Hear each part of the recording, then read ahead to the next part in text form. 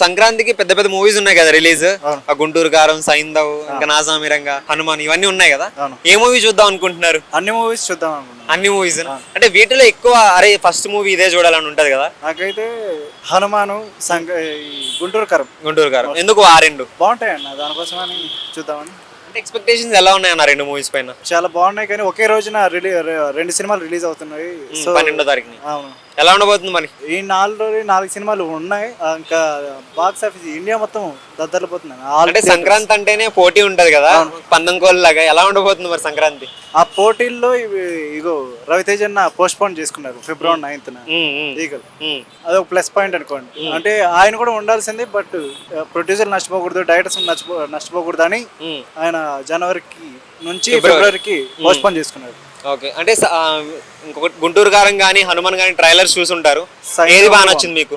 అన్ని బాగున్నాయన్న. ఏది బాగా వచ్చింది? సైందవ్ బాగుంది అని నాకు అనిపిస్తుంది. ఫైట్స్ అవి బాగున్నాయనా? అవును.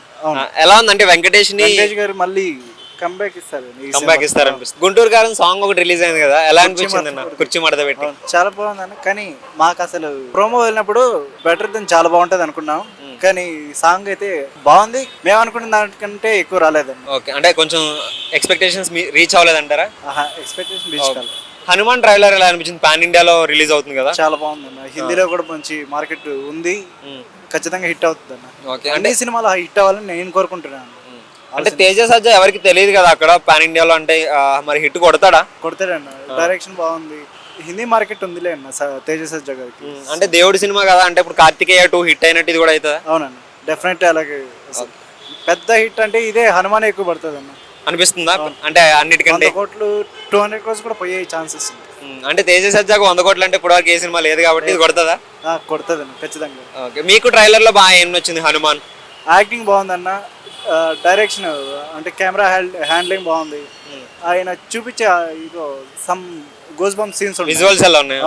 చాలా బాగుంది. నాసామిరంగా గురించి ఏం చెప్తారు? నాగార్జున గారు ఇంకా అసలు దీంతో కూడా మంచి హిట్ కొట్టాలని నేను కోరుకుంటున్నాను. బాగుంది, ట్రైలర్ కూడా బాగుంది. ఫస్ట్ మూవీ ఏం చూస్తారు చెప్పండి సంక్రాంతికి వచ్చే వాటిలో? ఫస్ట్ గుంటూరు కరం, హనుమాన్.